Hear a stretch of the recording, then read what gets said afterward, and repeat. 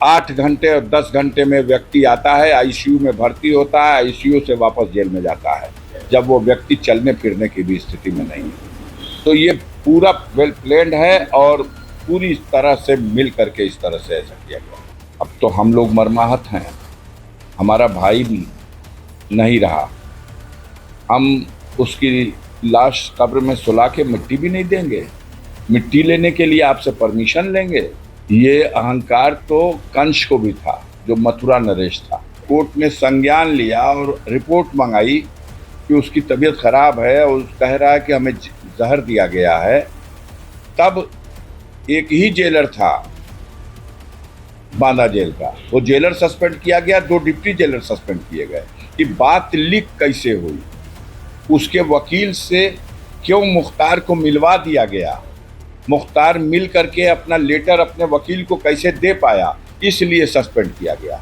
इसमें उसको शामिल कराने के लिए सीधा सा है कि पेरोल का नियम है कि पुलिस कस्टडी में किसी के परिजन की अगर इस तरह से मौत होती है तो उसके दाह संस्कार या मिट्टी में शामिल होने के लिए किसी को दिया जा सकता है। इस आधार पर हाईकोर्ट में दरखास्त दी गई, लेकिन अफसोस ये रहा कि जिस कोर्ट में ये दरखास्त पड़ी और जहाँ सुनवाई होनी थी, चूँकि वो एमएलए हैं इसलिए एमपी एमएलए कोर्ट में ही सुनवाई हो सकती है, तो वो कोर्ट उस दिन बैठी ही नहीं।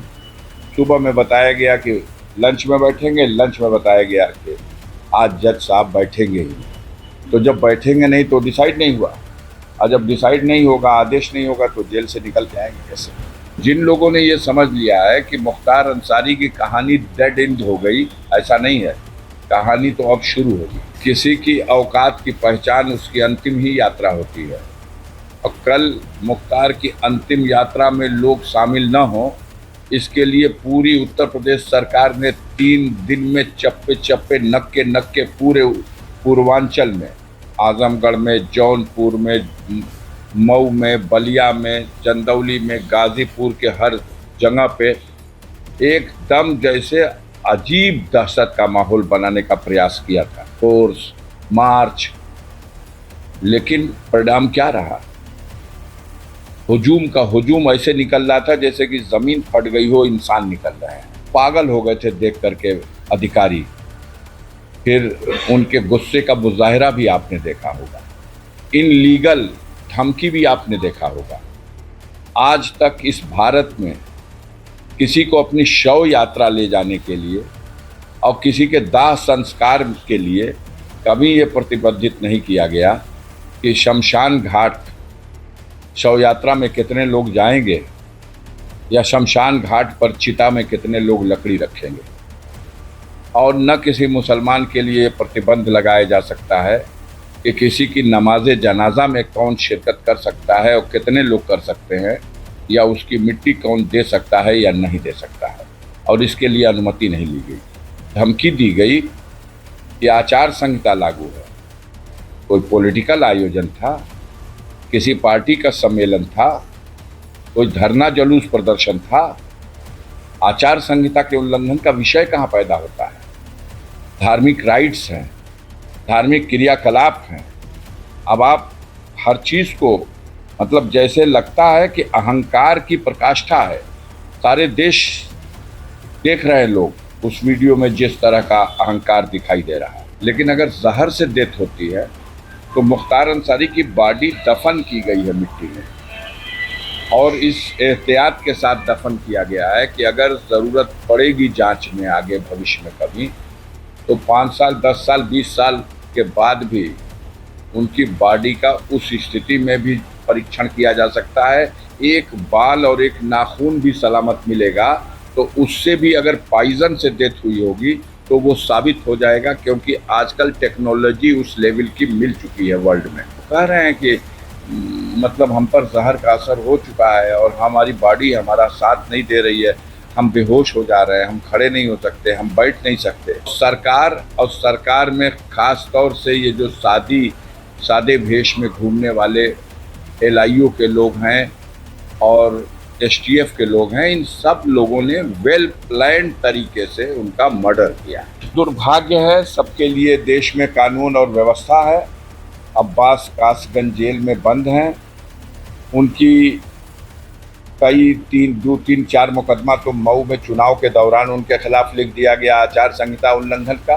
2-3 मुकदमे और उनके ऊपर हैं। जब वो नेशनल चैंपियन हुआ था, गोल्ड मेडल मिला था उसको निशानाबाजी में, तो उसने अपने लाइसेंस को, जो यूपी का लाइसेंस था, दिल्ली ट्रांसफ़र करा लिया था। उसमें क्या कमियां रह गई उसको आधार बना के एक मुकदमा, एक वहाँ की लखनऊ की एक ज़मीन को लेके एक मुकदमा, एक गाज़ीपुर की किसी ज़मीन को लेकर मुकदमा, ये सब लिखवाया गया है। मुख्तार की कहानी सरकार समझ रही है कि हमने द एंड कर दिया, लेकिन ये तो सही है कि मुख्तार इस दुनिया में अब नहीं रहे, लेकिन जितने फूहर ढंग से सरकार के संरक्षण में उनके चहेते अधिकारियों ने दुर्दांत अपराधियों को बचाने के लिए मुख्तार अंसारी की हत्या करने की साजिश को अंजाम दिया है, जेल में जबकि वो न्यायिक अभिरक्षा में होते हुए सरकार की ही कस्टडी में है, तो जो राजधर्म है उसकी हत्या हुई है। अब कोई इसे अपनी बहादुरी समझ ले तो अलग बात है। अब आप चैनलों के माध्यम से सरकार ये चलवा रही है कि उनकी मौत कार्डियक अरेस्ट, हार्ट अटैक के हुई। प्रथम दृष्टया पोस्टमार्टम में ये कारण आया है। हम इसका खंडन नहीं करते, थोड़ी देर के लिए हम इसे मान लेते हैं कि उन्हें हार्ट अटैक भी आया है। तो उस परिस्थिति में उनको पहुंचाने के लिए मेरा या जो परिजनों का आरोप है उसी वजह से ऐसा हुआ है। 19 तारीख को मुख्तार को जहर दिया गया, जेल में खाने में मिलाकर जहर दिया गया। मुख्तार ने खुद इसकी कंप्लेन न्यायालय में कराई, उनके वकील ने हमें भी बताया। हमने खुद जेल सुपरिटेंडेंट से टेलीफोन से बात की और उसने बताया कि हाँ तबीयत ख़राब है। हम लोग डॉक्टर भी दो डॉक्टरों का पैनल बाहर से भी मंगाया है और जेल का डॉक्टर, ये 3 डॉक्टर उनका इलाज कर रहे हैं। हमारी ये वार्ता 20 तारीख को हुई है और उन्होंने कहा कि वो ठीक हो जाएंगे। हमने उनसे अपनी बातचीत में ये कहा है कि उनको जहर दिया गया है और इससे पहले भी उनके बैरिक का खाना चेक करने वाले जेल के कर्मचारी बंदी रक्षक को भी इस जहर का असर हो गया था। जेल में डिप्टी जेलर जो उनकी जेल का बैरिक का इंचार्ज है, उसने भी एक दिन खाना चेक किया और उस जहरीले खाने को खा करके वो बीमार हो गया था और ये दोनों भी, इनकी जान बची है। हॉस्पिटल में 5 दिन एडमिट रहे हैं तब, और अब की बार ये जहर मुख्तार को भी खिला दिया गया धोखे से, तो इनको एडमिट करा दीजिए। उसने कहा नहीं ये ठीक हो जाएंगे, हम इलाज करा रहे हैं। उन लोगों को जो आप बता रहे हैं सही बात है, तबीयत उनकी ख़राब हुई थी, हमने एडमिट कराया था, लेकिन उसमें अलग अलग भिन्न भिन्न रिपोर्ट आई। एक में आया पॉइज़न का, लेकिन दूसरे में आया कि गैस थी, तीसरे में कुछ और आया। तो खैर उनकी बात अलग है, इनका हम इलाज करा रहे हैं। ये 20 को जब आप इलाज करा रहे हो, कह रहे हो ठीक हो जाएंगे, 21, 22, 23, 24, 25, 26, 6 दिन के बाद 3 बजे भोर में सुपरिटेंडेंट जेल बांदा ने रेडियोग्राम भेजा है मोहम्मदाबाद थाने पे और वहाँ से वायरलेस के ज़रिए मेरे घर आकर के पुलिस के कर्मचारियों ने एक दिया कि ये बांदा से आया है आपके लिए संदेश इस सुपरिटेंडेंट का। उस में लिखा हुआ है कि आपके भाई की हालत चिंताजनक है, हम इसे मेडिकल कॉलेज में एडमिट कर रहे हैं, आप वहाँ जल्दी से जल्दी पहुँचिए। जब हम वहाँ पहुँचते हैं 12 बजे दिन में, तो मेरी 12:30 पौने 1 बजे मुलाकात होती है। उस समय मुख्तार होश में थे, उनसे मेरी बात हुई है लेकिन वो उठ के बैठने की स्थिति में नहीं थे, पेट बहुत ज़्यादा फूला हुआ था। उनका ब्लड प्रेशर अभी भी बहुत कम था, ऑक्सीजन लेवल कुछ मेंटेन हुआ था। उन्होंने बताया मैं जेल में बेहोश होकर गिर गया था और अब यहाँ आने के बाद धीरे धीरे मैं होश में आया हूँ। लेकिन हमारा इलाज अगर गंभीरता से ये लोग नहीं करेंगे तो हमारे बॉडी पे जहर का असर हो चुका है। मुझे जहर दिया गया है, सबके सामने उन्होंने फिर कहा। हमने डॉक्टर से बात किया कि आप रिफ़र कर दीजिए लखनऊ इनको पीजीआई के लिए या किसी और हॉस्पिटल में। तो उन्होंने कहा कि हम 3 से 4 दिन में इनको खड़ा कर देंगे। हमने कहा ऐसा मत करना कि इतनी देर तक अपने यहाँ समय बिता दो कि कहीं जाके इलाज ना हो सके। डॉक्टर के धर्म का पालन करना, समय रहते रिफ़र कर देना अगर कंट्रोल में ना आ रहा हो तो। उसने कहा हम 3-4 दिन में खड़ा कर देंगे, आप आके फिर मिल लीजिएगा। और मैं वहाँ से चला और 2 घंटा हम सफ़र किए होंगे, इलाहाबाद क्रॉस कर गए। जब तक मुझे वहाँ वकील ने टेलीफोन किया कि भैया ये फिर मुख्तार भैया को लोग जेल भेज रहे हैं। हमने कहा क्या हुआ? तो सारे डॉक्टरों से लिखवाया गया है, कुछ सादे लिबास में अधिकारी आए हैं और सबसे लिखवा लिया है कि मुख्तार फिट है, मेडिकली फिट है, इन्हें स्वास्थ्य की लाभ की कोई आवश्यकता नहीं है, इनके शरीर में फिलहाल कोई रोग नहीं है, फिट। और व्हील चेयर पे बैठा के उनको व्हील चेयर ढंगरा के ले आके एम्बुलेंस में लाद के सुबह में 4 बजे हॉस्पिटल में एडमिट किया जाता है और आईसीयू में डाला जाता है जहां क्रिटिकल पोजीशन में मरीज हो। 6 घंटा इलाज के बाद वो होश में आ जाता है और उसके 4 घंटे के बाद बिना ऑब्जर्वेशन में रखे उसको 72 घंटा ऑब्जर्वेशन में उसको जनरल वार्ड में रखना चाहिए था। सीधे साफ बदनीयती और प्लानिंग दिखाई दे रही है कि वापस जेल में डाला जाए। और जेल में डाल दिया गया। 24 घंटे में उसकी हालत बिगड़ गई। जिस दिन मौत हुई है उस दिन उन्होंने शाम को 3-3:30 बजे टेलीफोन से वार्ता किया है अपनी बहू से, अपने बेटे से। तो उसकी बहू ने, उसके बेटे ने उनसे जब बात किया है, वो वीडियो वायरल हो रहा, देखिए उसमें वो बोल नहीं पा रहे हैं। वो कह रहे हैं कि मतलब हम पर जहर का असर हो चुका है और हमारी बॉडी हमारा साथ नहीं दे रही है, हम बेहोश हो जा रहे हैं, हम खड़े नहीं हो सकते, हम बैठ नहीं सकते। इस कंडीशन में 3-4 घंटे बाद हमारा गैस भरा हुआ है पूरे पेट में। 10 दिन से मुझे बाथरूम नहीं हुआ है। अगर किसी को कार्डियक अरेस्ट होता है, किसी को हार्ट अटैक होता है, तो क्या ये सारी परिस्थितियां नहीं उसके लिए जिम्मेदार हैं? और ये सारी परिस्थितियां अगर हैं तो जेल का डॉक्टर कैसे लिखता है कि ये फिट है?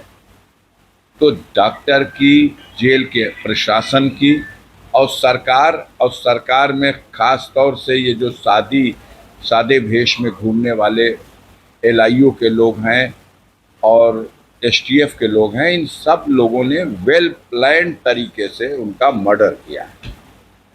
मेरा स्पष्ट आरोप है। और सुनिए, ये पॉइजन की बात आई है कि पॉइजन की वजह बनी है।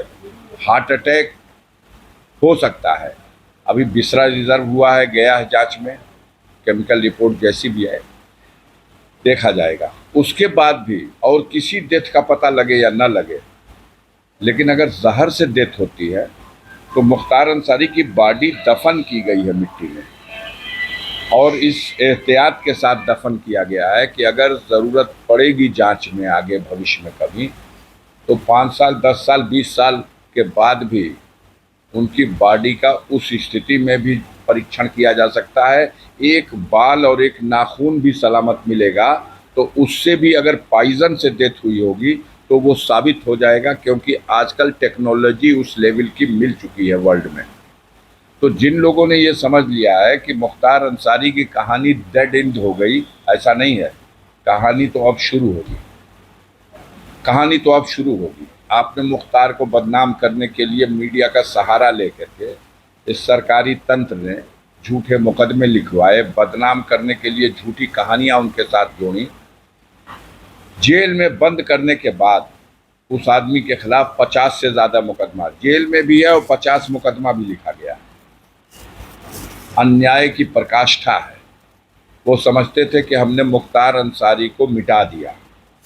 कल पता चला है उत्तर प्रदेश सरकार को, प्रशासन को और जो मीडिया के बंधु हैं उनको भी देखने को मिला होगा कि किसी की औकात की पहचान उसकी अंतिम ही यात्रा होती है। और कल मुख्तार की अंतिम यात्रा में लोग शामिल न हों, इसके लिए पूरी उत्तर प्रदेश सरकार ने 3 दिन में चप्पे चप्पे, नक्के नक्के पूरे पूर्वांचल में, आजमगढ़ में, जौनपुर में, मऊ में, बलिया में, चंदौली में, गाजीपुर के हर जगह पे एकदम जैसे अजीब दहशत का माहौल बनाने का प्रयास किया था, फोर्स मार्च। लेकिन परिणाम क्या रहा? हुजूम का हुजूम ऐसे निकल रहा था जैसे कि जमीन फट गई हो, इंसान निकल रहे हैं। सिर्फ सर ही सर दिखाई दे रहा था। इंसानों का एक समुद्र में सैलाब आया हो और पागल हो गए थे देख करके अधिकारी। फिर उनके गुस्से का मुजाहिरा भी आपने देखा होगा, इनलीगल धमकी भी आपने देखा होगा। आज तक इस भारत में किसी को अपनी शव यात्रा ले जाने के लिए और किसी के दाह संस्कार के लिए कभी ये प्रतिबंधित नहीं किया गया कि शमशान घाट शव यात्रा में कितने लोग जाएंगे या शमशान घाट पर चिता में कितने लोग लकड़ी रखेंगे। और न किसी मुसलमान के लिए प्रतिबंध लगाया जा सकता है कि किसी की नमाज जनाजा में कौन शिरकत कर सकता है और कितने लोग कर सकते हैं, या उसकी मिट्टी कौन दे सकता है या नहीं दे सकता है। और इसके लिए अनुमति नहीं ली गई। धमकी दी गई कि आचार संहिता लागू है। कोई पॉलिटिकल आयोजन था, किसी पार्टी का सम्मेलन था, कोई धरना जुलूस प्रदर्शन था, आचार संहिता के उल्लंघन का विषय कहाँ पैदा होता है? धार्मिक राइट्स हैं, धार्मिक क्रियाकलाप हैं। अब आप हर चीज को मतलब जैसे लगता है कि अहंकार की पराकाष्ठा है। सारे देश देख रहे हैं लोग उस वीडियो में जिस तरह का अहंकार दिखाई दे रहा है, और सरकार ने जो मन बढ़ाया है।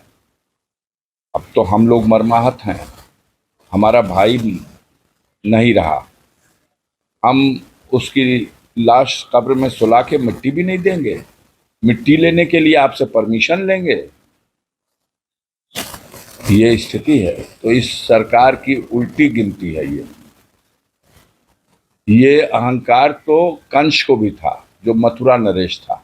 नहीं, जेल जब वो कंप्लेन हुई थी, जब कंप्लेन किया मुख्तार ने कोर्ट ने संज्ञान लिया और रिपोर्ट मंगाई कि उसकी तबीयत खराब है और कह रहा है कि हमें जहर दिया गया है, तब एक ही जेलर था बांदा जेल का, वो जेलर सस्पेंड किया गया, 2 डिप्टी जेलर सस्पेंड किए गए। कि बात लीक कैसे हुई, उसके वकील से क्यों मुख्तार को मिलवा दिया गया, मुख्तार मिल करके अपना लेटर अपने वकील को कैसे दे पाया, इसलिए सस्पेंड किया गया। कि इस रहस्य को जेल के बाहर कैसे गया, इसलिए वो तीनों सस्पेंड किए गए। उनके हर गुनाह में आप सम्मिलित रहिए, और एक जगह कहीं आपसे गलती हुई, सर आपका भी काट देंगे और आप ही से गुनाह भी कराएंगे। ये नीति है। अंतिम शव यात्रा के दिन उनके बड़े बेटे अब्बास अंसारी नहीं शामिल। दुर्भाग्य है सबके लिए, देश में कानून और व्यवस्था है। अब्बास कासगंज जेल में बंद हैं। उनकी कई 2-3-4 मुकदमा तो मऊ में चुनाव के दौरान उनके खिलाफ लिख दिया गया, आचार संहिता उल्लंघन का। 2-3 मुकदमे और उनके ऊपर हैं। जब वो नेशनल चैंपियन हुआ था, गोल्ड मेडल मिला था उसको निशानाबाजी में, तो उसने अपने लाइसेंस को जो यूपी का लाइसेंस था दिल्ली ट्रांसफ़र करा लिया था, उसमें क्या कमियां रह गई उसको आधार बना के एक मुकदमा, एक वहाँ की लखनऊ की एक ज़मीन को लेके एक मुकदमा, एक गाज़ीपुर की किसी ज़मीन को लेकर मुकदमा, ये सब लिखवाया गया है। ज़्यादातर मामलों में उसकी ज़मानत हो गई है। 2 मामले ऐसे रह गए हैं जिसमें अभी एप्लीकेशन उसकी हाई कोर्ट में पेंडिंग है। इसमें उसको शामिल कराने के लिए सीधा सा है कि पेरोल का नियम है कि पुलिस कस्टडी में किसी के परिजन की अगर इस तरह से मौत होती है तो उसके दाह संस्कार या मिट्टी में शामिल होने के लिए किसी को दिया जा सकता है। इस आधार पर हाई कोर्ट में दरखास्त दी गई, लेकिन अफसोस ये रहा कि जिस कोर्ट में ये दरखास्त पड़ी और जहाँ सुनवाई होनी थी, चूँकि वो एमएलए हैं इसलिए एमपी एमएलए कोर्ट में ही सुनवाई हो सकती है, तो वो कोर्ट उस दिन बैठी ही नहीं। सुबह में बताया गया कि लंच में बैठेंगे, लंच में बताया गया कि आज जज साहब बैठेंगे ही नहीं। तो जब बैठेंगे नहीं तो डिसाइड नहीं हुआ, और जब डिसाइड नहीं होगा, आदेश नहीं होगा, तो जेल से निकल के आएंगे कैसे? जिस तरीके से सोचते हैं जो और क्या आप लोग सवाल क्या इस पूरे मामले को लेकर आपने नहीं, ये तो हमारी लीगल टीम इस पे विचार कर रही है। सुप्रीम कोर्ट में एक मैटर ऑलरेडी मुख्तार अंसारी के बेटे उमर ने कर रखा है कि मेरे पिता को यूपी की जेल से किसी दूसरी जेल में शिफ्ट कर दिया जाए। और पहले भी सुप्रीम कोर्ट ने जब पंजाब की रोपड़ जेल से भेजा था मुख्तार को यूपी की जेल में, तो उस वक्त ये डायरेक्शन दिया था कि इसके स्वास्थ्य संबंधी इलाज पर गंभीरतापूर्वक जेल सुपरिटेंडेंट को जिम्मेदारी निभानी है और आवश्यकता पड़े तो कहीं भी भेज के इलाज कराना है। तो वो इस जेल स्टैंड कर रहा सुप्रीम कोर्ट का आर्डर। नया आर्डर जब ये हुआ तो इन्होंने स्टेट को नोटिस की, सुप्रीम कोर्ट ने। स्टेट ने बेअर्फी दी कि मुख्तार की यूपी के जेल में बहुत ही अच्छी सुरक्षा की व्यवस्था है। क्या क्या व्यवस्था है पूरा विवरण लिख करके दिया। माननीय सर्वोच्च न्यायालय ने उनको डायरेक्शन दिया कि ये जो व्यवस्था है इसकी फिर से समीक्षा किया जाए और आवश्यकता किसी और चीज़ की है तो इसमें और वो सुरक्षा बढ़ाई जाए, और इस दरमियान में उनके स्वास्थ्य संबंधी सुविधाओं पर भी विशेष दृष्टि रखी जाए। उसके बाद ये हुआ है। 8 घंटे और 10 घंटे में व्यक्ति आता है, आईसीयू में भर्ती होता है, आईसीयू से वापस जेल में जाता है, जब वो व्यक्ति चलने फिरने की भी स्थिति में नहीं है। तो ये पूरा वेल प्लान्ड है और पूरी तरह से मिल करके इस तरह से ऐसा किया गया।